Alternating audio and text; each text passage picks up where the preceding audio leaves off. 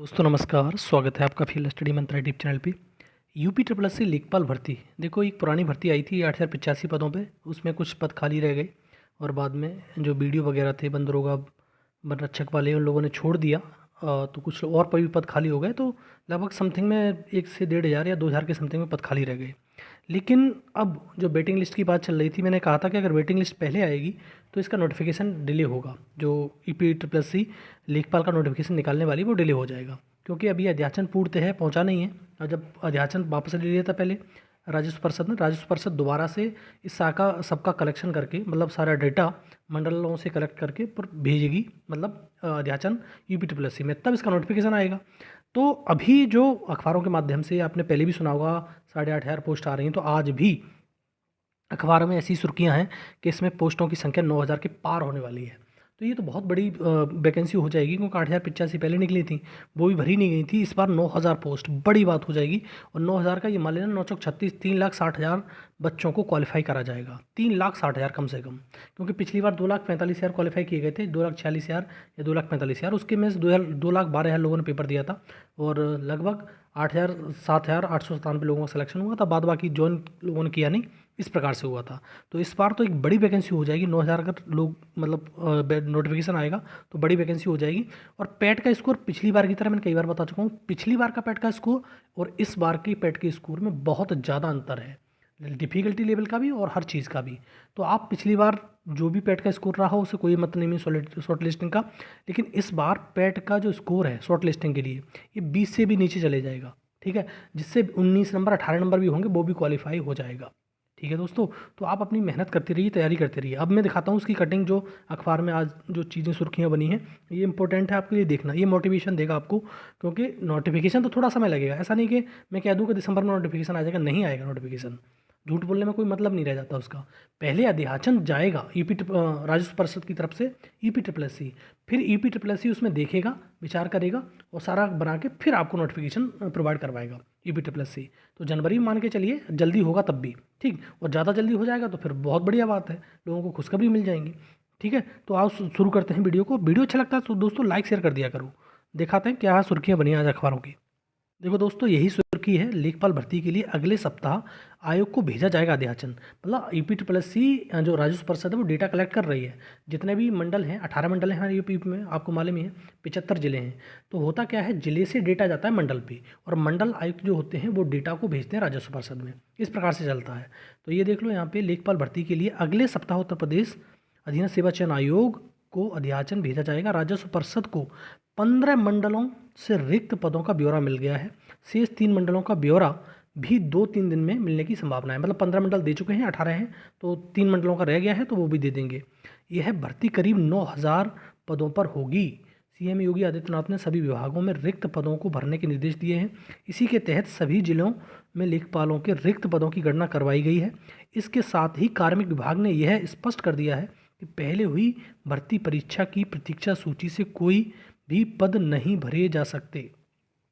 ठीक है, जो पहले हमारी परीक्षा हुई थी 8,085 पद की, तो उसने पहले जैसे बहुत सारे लोगों को ये लग रहा था, जैसे मैंने एक बार वीडियो बना के कहा था कि कार्मिक विभाग ने इस वेटिंग लिस्ट को रिजेक्ट कर दिया है, लेकिन शासन स्तर पर इस वेटिंग लिस्ट को ओके किया गया था।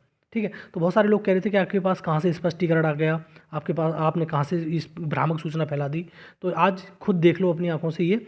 इसके साथ ही कार्मिक विभाग ने स्पष्ट कर दिया है कि पहले हुई भर्ती परीक्षा की प्रतीक्षा सूची से कोई भी पद नहीं भरे जा सकते, इसलिए सभी रिक्त पदों पर यूपी ट्रिपल एस सी के माध्यम से भरे जाएंगे।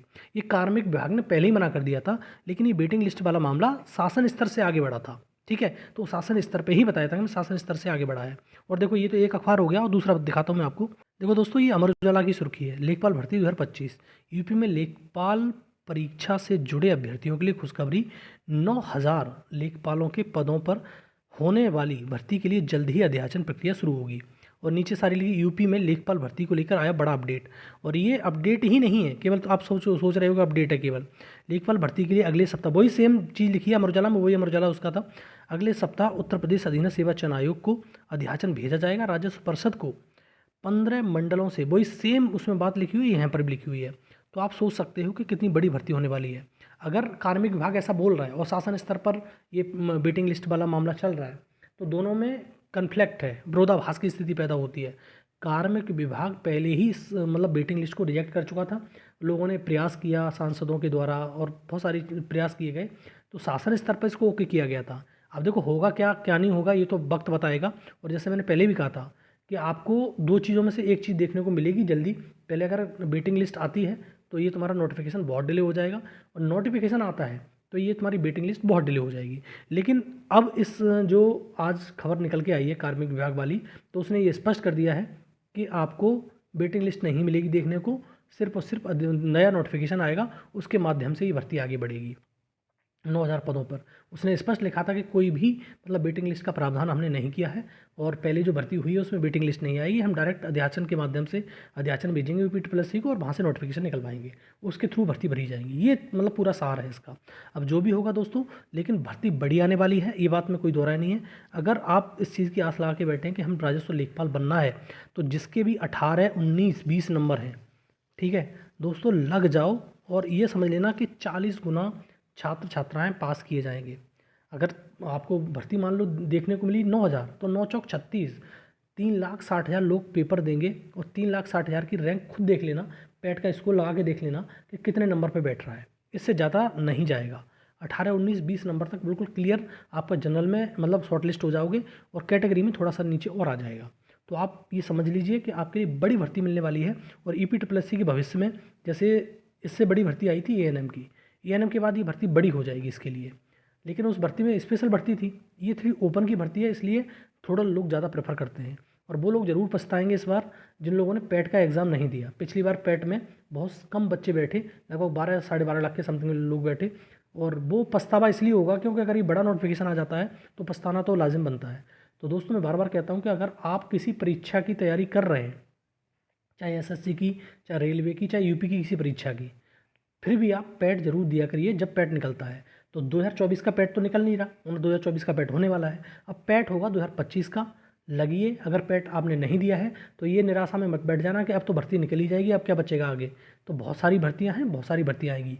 अगले पैट से आपको बता दूं BDO की भर्ती संभावित है, एक ASO की भर्ती संभावित है, और एक तुम्हारा लोअर PCS की, जैसे लोअर PCS पैट 2023 से भी आ रहा है, और पैट 2025 से भी आएगा। ठीक है, तो आप अपनी तैयारी में लगे रहिए, जुटे रहिए। और स्पेशल भर्तियां तो आती रहती हैं, स्पेशल भर्तियों की तो बात ही नहीं है। अगर आप पैट देते हो, स्पेशल भर्ती में फ्री फॉर्म में जॉब मिल जाएगी आपको। ठीक है दोस्तों, तो एकदम से जो इन्फॉर्मेशन कभी अच्छी लगती है तो लाइक शेयर कर दिया करो, चैनल सब्सक्राइब कर लो। धन्यवाद दोस्तों।